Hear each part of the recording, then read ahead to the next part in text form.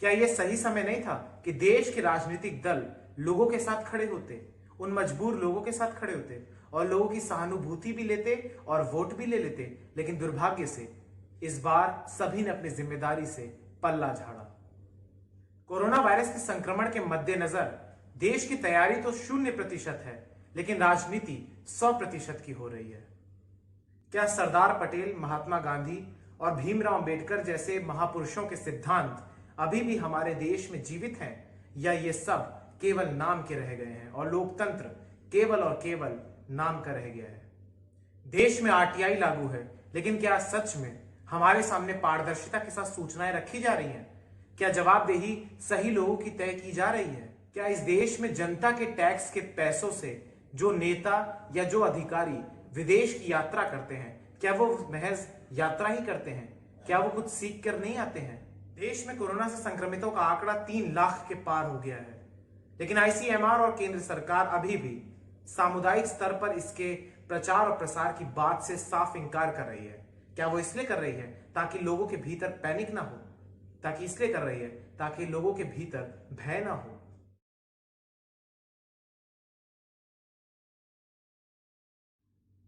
अगर लोकतंत्र एक दूध का भगोना है तो सत्ता उसकी मलाई है। नमस्कार, आदाब, सत श्री अकाल दोस्तों, स्वागत है आप सबका मेरे YouTube चैनल स्वप्निल जंक्शन पर और मैं आशा करता हूं कि आप सभी स्वस्थ और सुरक्षित होंगे। दोस्तों, समझ नहीं आता कि मैं इस बात की खुशी मनाऊं कि देश में कोरोना से संक्रमित मामलों का जो रिकवरी रेट है वो इंप्रूव हो रहा है, वो लगातार 49% के पार हो गया है। या इस बात का दुख मनाओ कि देश में कोरोना के संक्रमण के मामले लगातार बढ़ रहे हैं। हमारा देश या हमारे देश के राजनीतिक दल अपने अपने घोषणा पत्र में देश की राजधानी दिल्ली को पेरिस बनाने की बात कहते हैं, या फिर देश की आर्थिक राजधानी मुंबई को न्यूयॉर्क बनाने का सपना दिखाते हैं। लेकिन ना तो वो न्यूयॉर्क बना पाए, ना ही पेरिस बना पाए, ना ही शंघाई बना पाए, ना ही बीजिंग बना पाए। हमने अपने देश के महानगरों को कोरोना की कैपिटल बना दिया। समझ नहीं आता कि इस देश के सिस्टम को दोष दूं और उस सिस्टम को दोष दूं जो कि अदृश्य है। आपने हमेशा देखा होगा कि इस देश में जब भी कोई लापरवाही होती है, जब भी कोई ऐसी घटना होती है जहां पर किसी पर आरोप तय किए जाते हैं, तो हर बार, प्रत्येक बार इस देश के सिस्टम को जिम्मेदार ठहरा दिया जाता है। आप सभी जानते हैं कि सिस्टम अदृश्य होता है। क्या आपने कभी सिस्टम को देखा है? हाँ, आपको सिस्टम में जितने भी लूप होल्स हैं उनके कारण हमेशा कष्ट हुआ होगा। आप लंबी लंबी कतारों में खड़े हुए होंगे, आप कई बार निराश भी लौटे होंगे। और चाहे वो शिक्षा का सिस्टम हो, चाहे वो स्वास्थ्य का सिस्टम हो, चाहे वो नौकरी का सिस्टम हो, चाहे वो किसी भी क्षेत्र का सिस्टम हो, लेकिन सिस्टम को आप देखिए किस प्रकार से कटघरे में लाया जाता है। लेकिन कभी भी उन लोगों को कटघरे में नहीं लाया जाता है जो सिस्टम के भीतर होते हैं, चाहे वो न्यायपालिका के लोग हों, चाहे वो कार्यपालिका के लोग हों। अगर उनकी जिम्मेदारी तय की भी जाती है तो महज खाना पूर्ति होती है। छोटे अधिकारियों का या निचले लेवल के जो अधिकारी होते हैं उनको बर्खास्त कर दिया जाता है, उनको सस्पेंड कर दिया जाता है और यह मान लिया जाता है कि सिस्टम के सभी लूप होल्स भर गए। लेकिन क्या यह हकीकत है?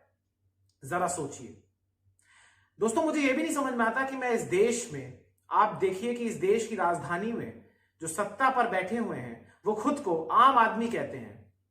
इसके अलावा जो देश की सत्ता में बैठे हैं वो अपनी जाति गरीबी बताते हैं। इस देश के विपक्ष में जो पार्टी बैठी है वो अपने आप को इस देश की सबसे पुरानी पार्टी बताती है। और इस देश के हालात आप देखिए किस प्रकार के हैं। चलिए एक छोटा सा उदाहरण मैं आपको देता हूं। आपने हमेशा देखा होगा कि इस देश में लगातार रोजगार छिनता जा रहा है लोगों का, और कोरोना के काल में तो ये मात्रा और ज्यादा बढ़ गई है। बेरोजगारी दर लगातार ऊंचाइयां छू रही है। लेकिन उसी समय एक और ऐसी खबर आती है जब हम देखते हैं कि देश में आने वाले 19 जून को राज्यसभा के चुनाव होने वाले हैं कुछ राज्यों में। अब आप वहां पर देखिए कि किस प्रकार देश में जो राजनीतिक दल हैं, चाहे वो कोई भी राजनीतिक दल हो, आज किसी विशेष या किसी स्पेसिफिक राजनीतिक दल को मैं टारगेट नहीं करना चाह रहा हूं, क्योंकि आखिर सभी राजनीतिक दलों की नीति तो यही है कि किस प्रकार से खरीद फरोख्त की जाए, किस प्रकार से उनके विधायकों को अपने में शामिल किया जाए और दूसरी पार्टी के विधायकों को इस पार्टी में तोड़कर लाया जाए। आप देखिए जहां पर इस देश में रोजगारी छिनती जा रही है लोगों की। लोगों के पास खाने के पैसे नहीं है, लोगों के पास अपना जीवन यापन करने के पैसे नहीं है, लोगों के पास हजार रुपयों की भी कमी है। तो वहीं दूसरी ओर इस देश में विधायकों को खरीदने के लिए करोड़ों रुपए की बोली लगती है। समझ नहीं आता कि इस देश में जिस प्रकार के आर्थिक पैकेज का ऐलान हुआ है उसमें 20 लाख करोड़ के शून्य गिनूं, या देश में लगातार बढ़ते हुए संक्रमितों के मामले के शून्य गिनूं। आज भारत विश्व भर में चौथा सबसे ज्यादा प्रभावित कोरोना वायरस के कारण देश बन गया है। यह एक ऐसी प्रतिस्पर्धा है, एक ऐसी रेस है जिसमें निश्चित तौर पर भारत सफल नहीं होना चाहिए, भारत विजयी नहीं होना चाहिए। लेकिन ना जाने क्यों आने वाले कुछ दिनों में हम लोग हो सकता है कि अमेरिका को भी पछाड़ दें और एक ऐसी प्रतियोगिता में विजय प्राप्त करें जिसमें हमें हारना चाहिए था। दोस्तों, एक बात का जिक्र आपके साथ और करना आज बहुत ज्यादा आवश्यक हो गया है। आप सबने देखा होगा कि इस देश में सत्ता की जो रईसी है, यानी जो सत्ताधारी लोग हैं, आप उनको देखिए कि वो कितने अमीर हैं, चाहे वो किसी भी पार्टी के हों। जब वो अपना काफिला लेके चलते हैं तो उनके पास महंगी गाड़ियां हैं, उनके पास सुरक्षा कर्मियों की फौज है।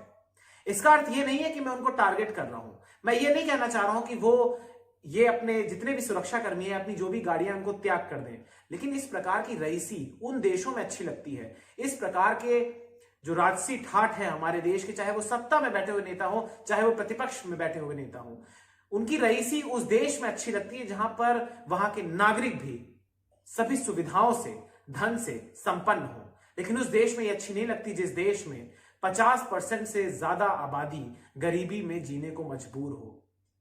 और अभी भी एक बड़ी संख्या उन लोगों की भी है जो गरीबी रेखा के नीचे जी रहे हैं। अगर मैं मुख्य तौर पर आपसे शेयर करूं तो इस देश की आबादी 140 करोड़ के पास पहुंच रही है। तो इनमें से आप ये मान के चलिए कि लगभग 70 से 80 करोड़ लोग इस देश में इस प्रकार के हैं जो अपना जीवन यापन भी ठीक से नहीं कर पा रहे हैं, जिनकी रोजाना की कमाई 100 रुपए से भी कम है। इस देश की यह हालत है। इसके अलावा दोस्तों, इस देश के स्वास्थ्य तंत्र पर भी आज बात करने की आवश्यकता है। इस देश के स्वास्थ्य तंत्र को आप देखिए, कभी भी ध्यान में नहीं रखा गया। हमेशा इस देश में जब भी चुनाव हुए, हर बार, ये 3 बार इसलिए मैंने बोला ताकि आप एम्फसाइज करें, केवल और केवल सिर्फ इस देश में केवल जात पात पर चुनाव हुआ, केवल धर्म के नाम पर चुनाव हुआ, केवल तुष्टीकरण के नाम पर चुनाव हुआ। कभी भी इस देश के राजनेताओं ने इस बात की पहल नहीं करी कि वो स्वास्थ्य तंत्र को सुधार देंगे या फिर वो शिक्षा के तंत्र को सुधार देंगे इस देश में। और आप देखिए, इस देश में उतने ही जिम्मेदार इस देश के नागरिक भी हैं, क्योंकि वो भी उस पार्टी के युवा, उस पार्टी के नेता को चुनते हैं जो उनकी जाति का होता है, जो उनके धर्म का होता है, जो ऐसी बात कर देगा जिससे वो खुश हो जाएंगे। लेकिन वो कभी ये नहीं देखते कि इसका लॉन्ग टर्म इफेक्ट क्या होगा। वो कभी ये नहीं देखते कि संकट की इस घड़ी में उनके साथ कौन खड़ा हुआ। ये इस देश की विडंबना है। तो क्या ऐसे में मान लिया जाए दोस्तों कि इस देश का लोकतंत्र केवल पैसे बनाने का एक तंत्र बन गया है? क्योंकि इस देश में जनता के पास तो केवल उतना ही अधिकार है कि वो मतदान के दिन वोट वाले स्थान पर जाए और अपनी उंगली का उपयोग करके एक पार्टी को विजयी बनाने का प्रयास कर दे, एक पार्टी को चुन ले, बस। उसके बाद उसके मौलिक अधिकारों को ताक पे रख दिया जाता है। सुप्रीम कोर्ट भी समय जब बीत जाता है तब संज्ञान लेता है। और इस देश की सरकार जो अपने आप को सबसे बड़ा हितैषी बनाती है आपका, चाहे वो किसी भी राज्य की हो या किसी भी केंद्र शासित प्रदेश की हो या केंद्र की सरकार हो, लेकिन अंत में आपको ये समझना होगा कि इस देश में किस प्रकार का खेल खेला जा रहा है। ऐसे में इसका हल क्या है? इसका हल निश्चित तौर पर हमारे आसपास ही है। आपको यह सोचने की आवश्यकता है, क्यों इस देश के युवा, क्यों इस देश के वो युवा जो कि इस देश के क्रीम लेयर हैं, जो होशियार हैं, जो बुद्धिमान हैं, वो क्यों इस देश के बाहर जाने को विवश होते हैं? आखिर क्यों हम लोग उनको अपने ही देश में रोजगार नहीं मुहैया करा पाते? आखिर क्यों हम उन लोगों को अपने ही देश में इस देश का विकास करने के लिए नहीं रोक पाते? आखिर क्यों ब्रेन ड्रेन की समस्या इस देश में सबसे ज्यादा है?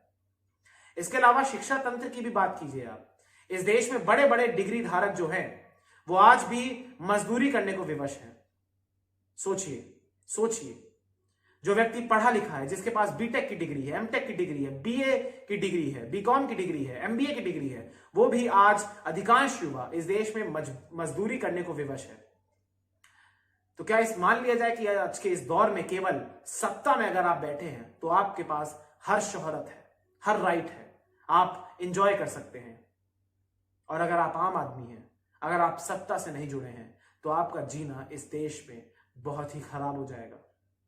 आखिर ये कैसा लोकतंत्र है दोस्तों? किस प्रकार का लोकतंत्र है? कैसे लोकतंत्र में हम जी रहे हैं? इस लोकतंत्र की दुहाई बहुत सारे लोग देते हैं, चुनाव में बड़े बड़े वादे किए जाते हैं, लेकिन जब हकीकत, जब वास्तविकता हमारे सामने आती है तो आप सबके सामने खुल के आ जाता है। एक राज्य के मुख्यमंत्री साफ तौर पर कह रहे हैं कि उनके विधायकों को खरीदा जा रहा है। तो फिर लोकतंत्र में चुनाव कराने का क्या मकसद है, क्या उद्देश्य है? और क्यों सुप्रीम कोर्ट या चुनाव आयोग इस बात का संज्ञान लेता है? आम आदमी से लेकर हर खास आदमी का वर्ग, सभी लोग ये बात जानते हैं कि किस प्रकार से चुनाव के दौरान, लोकतंत्र के दौरान जब भी चुनाव होते हैं, तो अगर किसी और पार्टी की सरकार बन जाती है और अगर डिफरेंस मामूली होता है तो बहुत जल्द दूसरी पार्टी उसके विधायकों को या उसके सांसदों को खरीदने का प्रयास करने लग जाती है। क्या केवल और केवल इस देश में सत्ता पाकर वो रईसी पाना, वो जो शान और शौकत है, वो पाने का ही केवल लालसा लोगों के भीतर रह गई है? क्यों नहीं इस देश के लोग योजना बनाते हैं तो गरीब के साथ बैठकर या गरीबों के प्रतिनिधियों के साथ बैठकर बनाते हैं। ठंडे एसी के कमरों में बैठकर कॉफी एंजॉय कर कर उस देश के गरीब के लिए वो योजना बनाते हैं जो सड़क पर बैठकर भीख मांग रहा है, जो तपती धूप में चलने को विवश है। सोचिए, सोचिए, जरा सोचिए। इस देश में राजनीति में कुछ लोग ऐसे हैं जो दागी हैं, जो देश की संसद में बैठे हैं, जिसको लोकतंत्र का मंदिर कहा जाता है, और कुछ ऐसे बागी हैं जो देश के बड़े बड़े रिजॉर्ट्स में बैठे हैं, और जनता उन्हीं रिजॉर्ट्स के बाहर बैठकर रो रही है। अस्पतालों के बाहर लाइन लगाकर बैठी है इस उम्मीद में कि कोई उनको बुला के उनका इलाज कर ले।